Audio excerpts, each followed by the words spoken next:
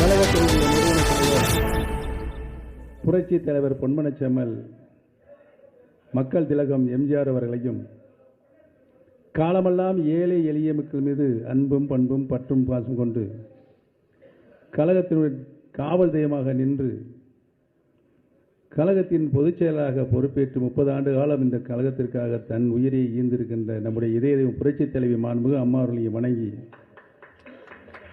இன்று இங்கு இப்பொழுது நடைபெற்றுக் கொண்டிருக்கின்ற இந்த கூட்டத்தில் எல்லாருடைய நம்முடைய கழக இணை ஒருங்கிணைப்பாளர் மரியாதைக்குரிய முன்னாள் அமைச்சர் சட்டமன்ற உறுப்பினர் திரு வைத்திலிங்கம் அவர்களை, இந்த கூட்டத்தில் கலந்து கொண்டிருக்கின்ற நாடாளுமன்ற உறுப்பினர் மாநிலங்களவை உறுப்பினர் அருமேஸ்வரர் தர்மர் அவர்களை, உசிலம்பட்டி சட்டப்பேரவை தொகுதியினுடைய சட்டமன்ற உறுப்பினர் அன்பு சகோதரர் திரு ஐயப்பன் அவர்களை,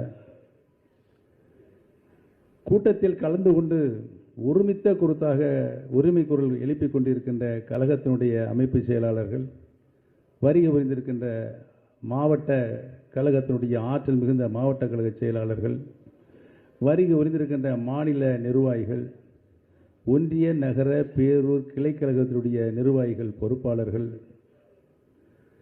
கழகத்தின் ஆணிவராக செயல்பட்டுக் கொண்டிருக்கின்ற கிளை கழகத்தினுடைய பொறுப்பாளர்கள் செயலாளர்கள், உங்கள் அத்தனை பேர்களுக்கும் என்னுடைய நன்றியும் வணக்கத்தையும் இந்த நல்ல நேரத்திலே தெரிவித்துக் கொள்ள கடமைப்பட்டிருக்கின்றேன். கழகம் எதற்காக தோற்றுவிக்கப்பட்டது? புரட்சி தலைவர் எம்ஜிஆர் அவர்கள் 1972 தொண்டர்களுக்காக இந்த இயக்கத்தினை உருவாக்கினார்கள்.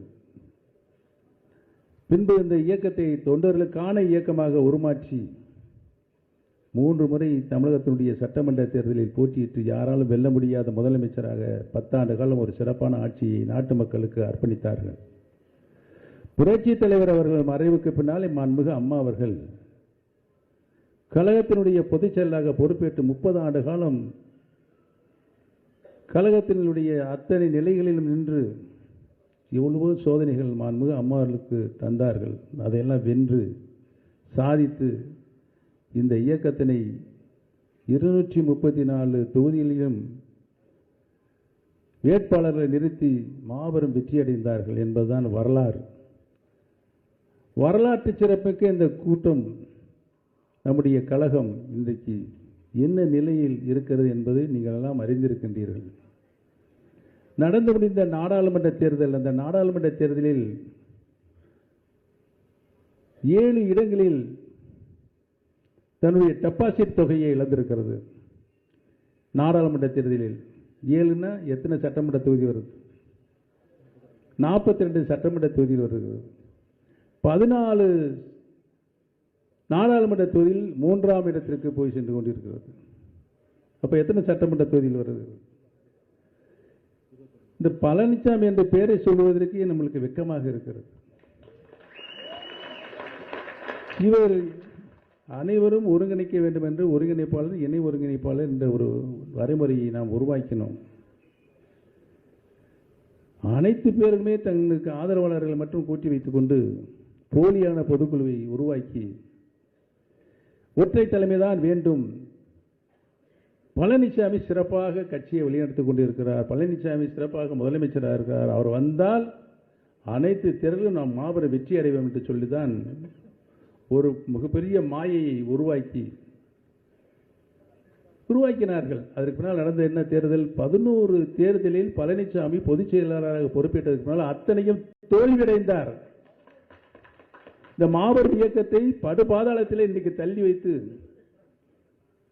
இன்றைக்கு அனைத்து இந்திய அண்ணா முன்னேற்ற கழகத்தில் இருக்கின்ற அனைத்து தொண்டர்களும் வெம்பி வெதுங்கி என்ன செய்வதென்றே திக்கும் காடிக்கொண்டிருக்கிறார்கள். அந்த நிலையை உருவாக்கிய பழனிசாமிக்கு வருகின்ற காலங்களில் நாம் சரியான பாடத்தை புகட்ட வேண்டும் என்பதுதான் இன்றைய வரலாறு. ஆக நான் நெடுநேரமாக உங்களுடைய கருத்துக்களை, உணர்வுகளை, உணர்ச்சிகளை நீங்கள் அனைவரும் தெரிவித்திருக்கிறீர்கள். பல கூட்டங்களில் நாம் பல்வேறு பிரச்சனைகளை பேசி முடித்து விட்டோம். இன்றைக்கு மக்கள் நம் மீது மிகுந்த அக்கறை கொண்டிருக்கின்றார்கள் என்பதுதான் உண்மை. நம்முடைய அருமை நண்பர் ஆட்சி ராமச்சந்திரன் முன்னாள் சட்டமன்ற உறுப்பினர் கழக அம்மா பேரவையுடைய செயலாளர் அவர்கள் இங்கு உணர்ச்சி பிளம்பாக வெளிப்படுத்திய கருத்துக்களை நான் அப்படியே முன்மொழிகிறேன்.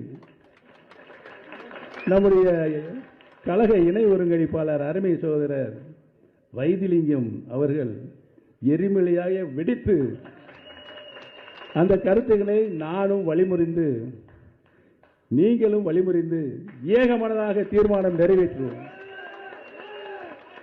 ஆக இனிவரும் காலங்களில் தை பிறந்தால் வழிபிறக்கும் என்ற ஒரே ஒற்றை சொல்லை நிறுத்தி வருகை புரிந்து ஆதரவு அத்துணை பேர்களுக்கும் என்னுடைய நன்றியை தெரிவித்து விடைபெறுகிறேன். நன்றி, வணக்கம்.